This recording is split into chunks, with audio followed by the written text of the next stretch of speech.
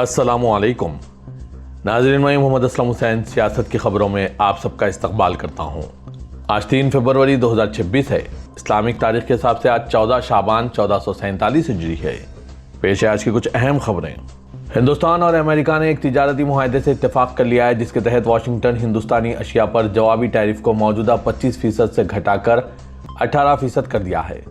अमेरिकी सदर Donald Trump ने वज़ीर-ए-आज़म नरेंद्र मोदी के साथ टेलीफोन पर बातचीत के बाद ये बात कही। वज़ीर-ए-आज़म ने कहा कि इन्हें बेहद खुशी है कि हिंदुस्तान में बनी मसनूआत पर अब टैरिफ घटाकर 18% कर दिया गया।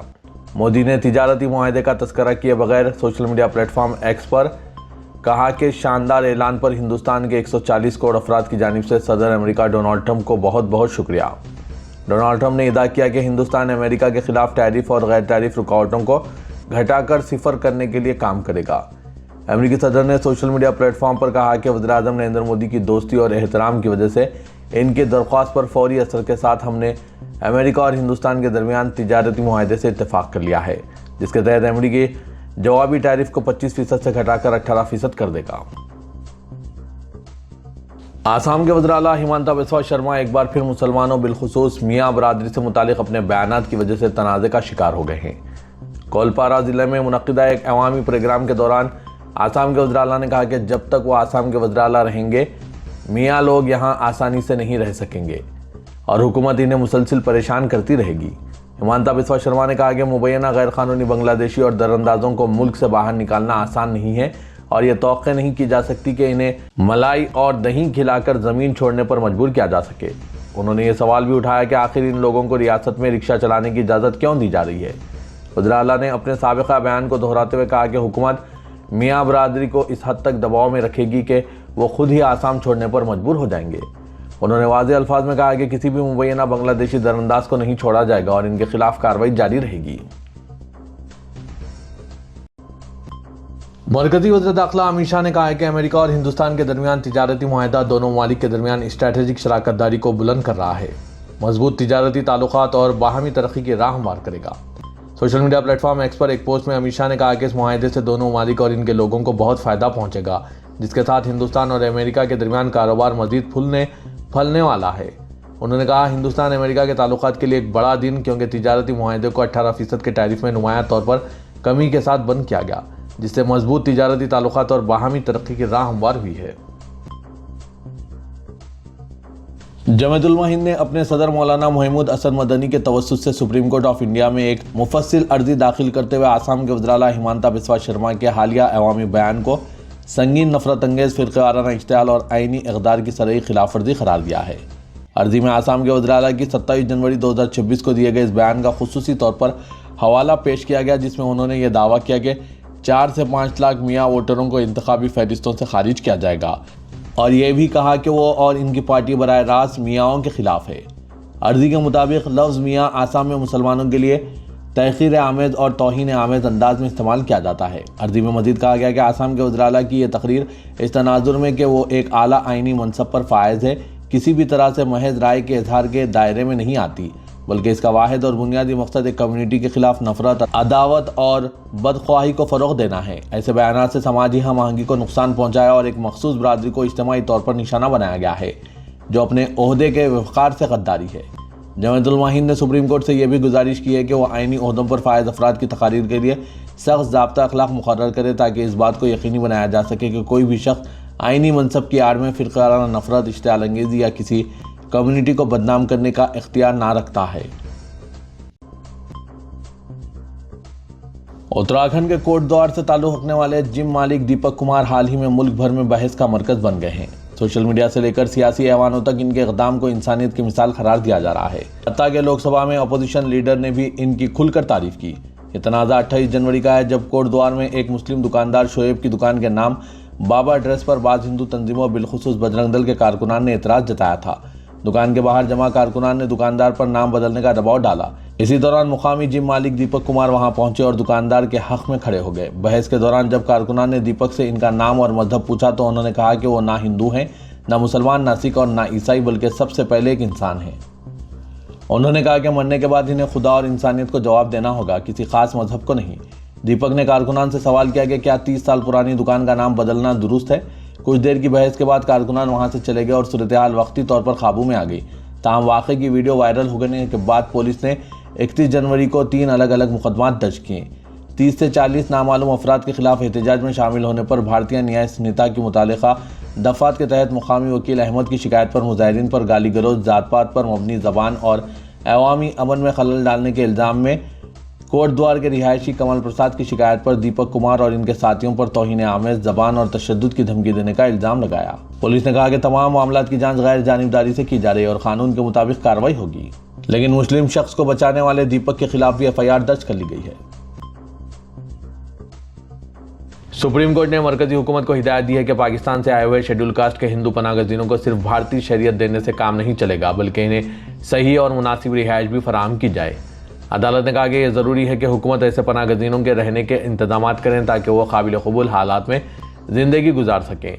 वकील विष्णु शंकर जैन ने अदालत को बताया कि मजनू काटेला में तकरीबन 250 खानदान और 1000 अफराद रिहाइश पजीर हैं। विष्णु शंकर जैन ने बताया कि ये तमाम अफराद पाकिस्तान से मजहबी बुनियाद पर परेशानी और जुल्म सहने के बाद भारत आए हैं और गुज़िश्ता 12 साल से यहाँ कैंप में रिहाइश पजीर हैं। मगरबी बंगाल की वज़ीर आला ममता बनर्जी ने SIR मसले पर chief election commissioner Gyanesh Kumar के साथ मीटिंग से वॉकआउट कर दिया। उन्होंने कमिश्नर पर मगरूर होने का इल्ज़ाम आयद किया और कहा कि इंतखाबी इदारे ने उनके वफ्द की तौहीन की है। तृणमूल कांग्रेस सरबराह ने अपनी पार्टी के कौमी जनरल सेक्रेटरी अभिषेक बनर्जी और रुकन पार्लियामेंट कल्याण बनर्जी और मगरबी बंगाल में खुसूसी जामे नजरसानी यानी SIR से मुतासरा खानदानों के 12 अरकान के साथ चीफ इलेक्शन कमिश्नर और उनके साथी इलेक्शन कमिश्नर से मुलाकात की। इन तमाम ने एहतजाज की अलामत के तौर पर सियाह शालें ओढ़ रखी थी।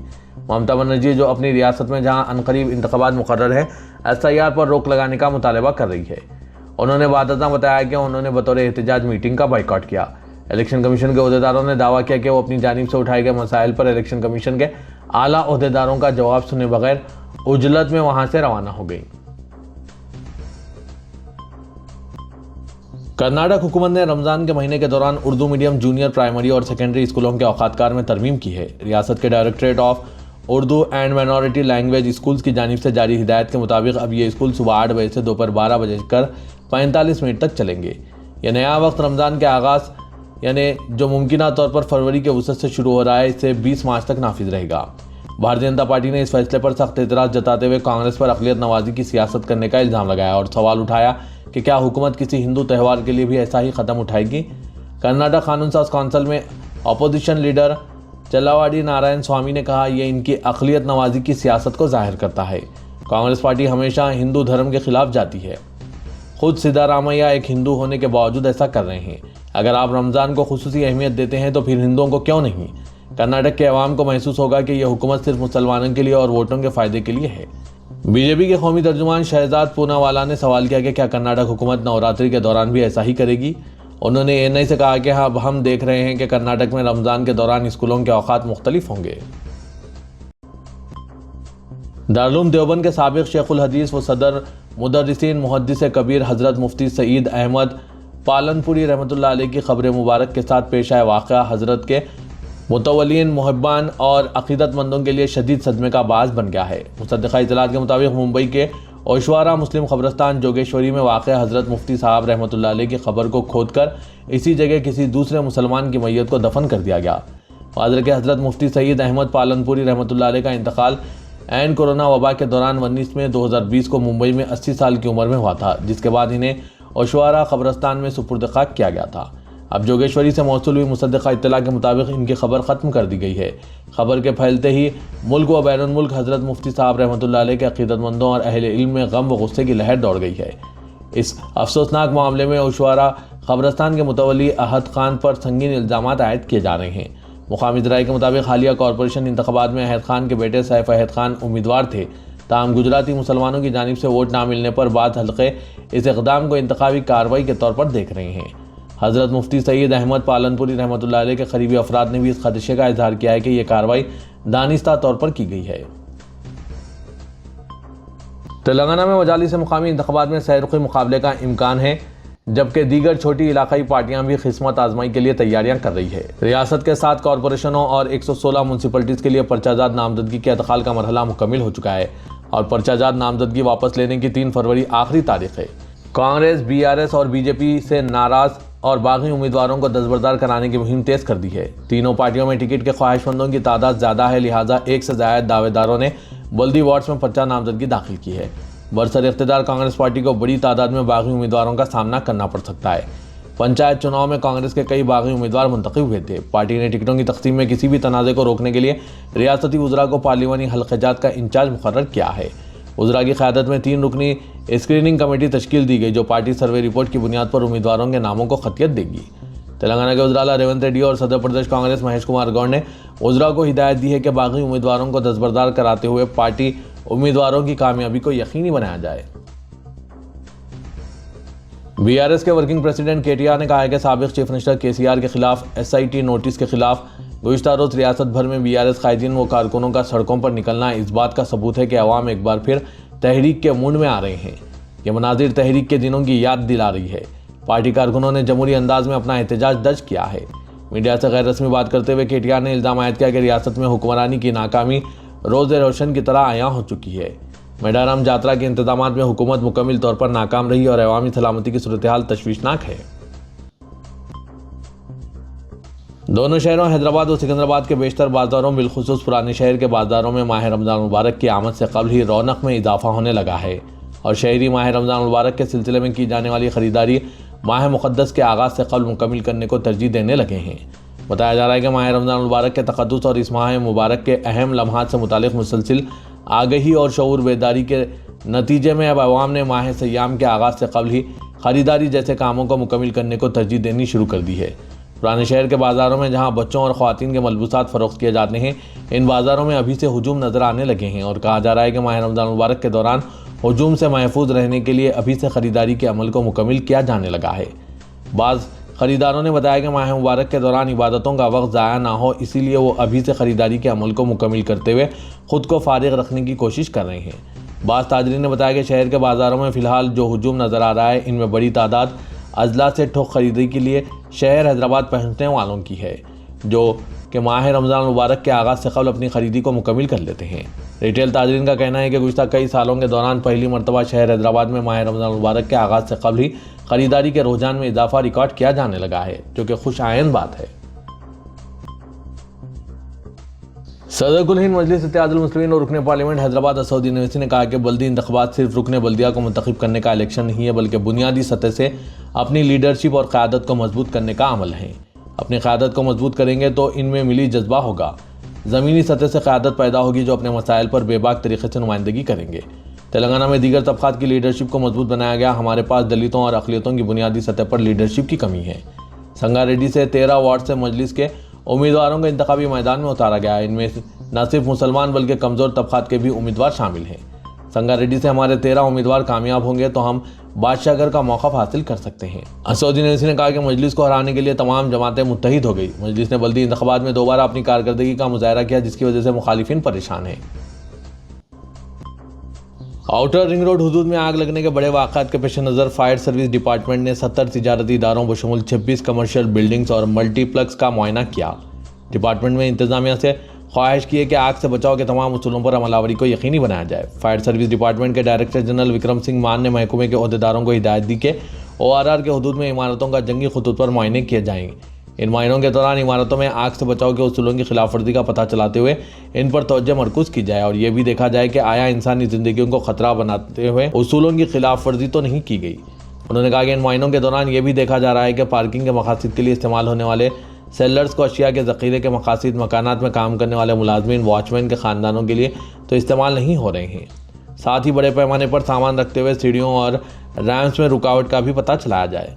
फायर सेफ्टी के नकाइस का पता चलने पर इंतजामिया के खिलाफ कार्रवाई की जाए। शहर हैदराबाद के इलाके कोठी फायरिंग वाक़े की तहक़ीक़ात के दौरान पुलिस को एक अहम सुराग दस्तियाब होने की इत्तलात है। हज़रत के हाल ही में कोठी बैंक स्ट्रीट में केरला से ताल्लुक़ रखने वाले रमशाद नामी नौजवान पर फायरिंग करके 6 लाख रुपए लूट लिए थे। ताहाल 800 से ज़ायद CCTV कैमरों के फुटेज का जायजा लिया गया। इस दौरान ये इंकशाफ आया कि 2 नहीं बल्कि 3 अफराद मुलविस थे।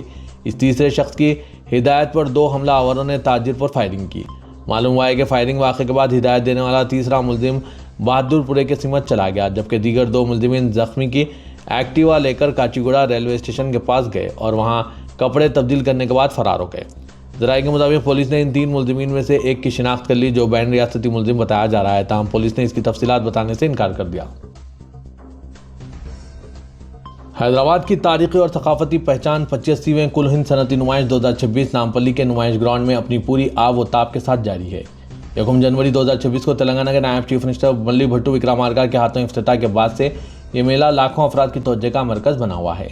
15 फरवरी तक जारी रहने वाली इस नुमाइश में मुल्क भर से आए हुए ताजिरों ने तकरीबन 2400 से ज़्यादा स्टॉल्स लगाए हैं, जहां कश्मीर के गर्म मलबूसात, लखनऊ की चिकनकारी, राजस्थान की दस्तकारी और सहारनपुर के फर्नीचर समेत जदीद इलेक्ट्रॉनिक अशिया और घरेलू साजो सामान दस्तियाब है।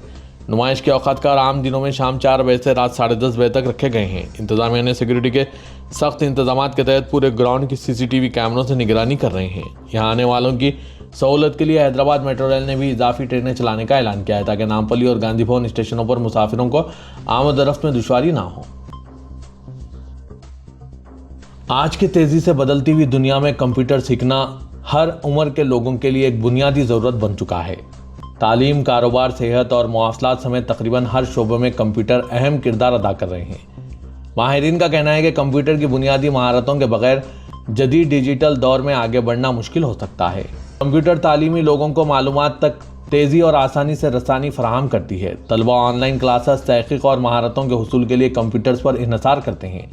आजकल बेशतर स्कूल और जामियात इम्तिहानात, असाइनमेंट्स और राब्ते के लिए डिजिटल निज़ाम इस्तेमाल कर रहे हैं, जिसके बाद कंप्यूटर से नावाकिफ़ तलबा पीछे रह जाते हैं। पेशेवाराना ज़िंदगी में भी कंप्यूटर महारतें बेहद अहम हैं। दफातर में दस्तावेज़ात, डेटा मैनेजमेंट और राब्ते के लिए कंप्यूटर इस्तेमाल होते हैं। बैंकिंग, इंजीनियरिंग, मीडिया और ज़राअत जैसे शोबों में भी कंप्यूटर का बुनियादी इल्म ज़रूरी है। ताजिर ऐसे अफराद को तरजीह देते हैं जो कंप्यूटर इस्तेमाल करना जानते हों। रोज़मर्रा की ज़िंदगी में भी कंप्यूटर सीखना लोगों को बाइख्तियार बनाता है। ऑनलाइन बैंकिंग, डिजिटल अदायगियाँ, सरकारी खिदमात और टेली मेडिसिन वक्त और मेहनत की बचत करती हैं। छोटे कारोबार के लिए कंप्यूटर और इंटरनेट आलमी मंडी तक रसाई का जरिया बनते हैं। यह भी दुरुस्त है कि कंप्यूटर सीखना आपको इख्तियार नहीं बल्कि ज़रूरत बन चुका है। इसीलिए इदारे सियासत के महबूब हुसैन जिगर कैरियर गाइडेंस सेंटर वाक़ दफ्तर सियासत हैबिट्स में कोई भी उम्र के अफराद के लिए कंप्यूटर सीखने के लिए कोर्सेज का आगाज़ अमल में लाया गया है। उम्र की कोई क़ैद नहीं है, कोई भी अफराद इस सुनहरे मौके से इस्तेफादा हासिल कर सकते हैं। इदारे सियासत से चलाए जा रहे कोर्सेज में MS office with AI tools, basic computers, accounting packages, tally, GST focus, AutoCAD, 2D 3D structure planning और रेविट आर्किटेक्चर के साथ साथ फोटोशॉप, कोरोल्ड्रा, DTP वगैरह के भी क्लासेस चलाए जा रहे हैं।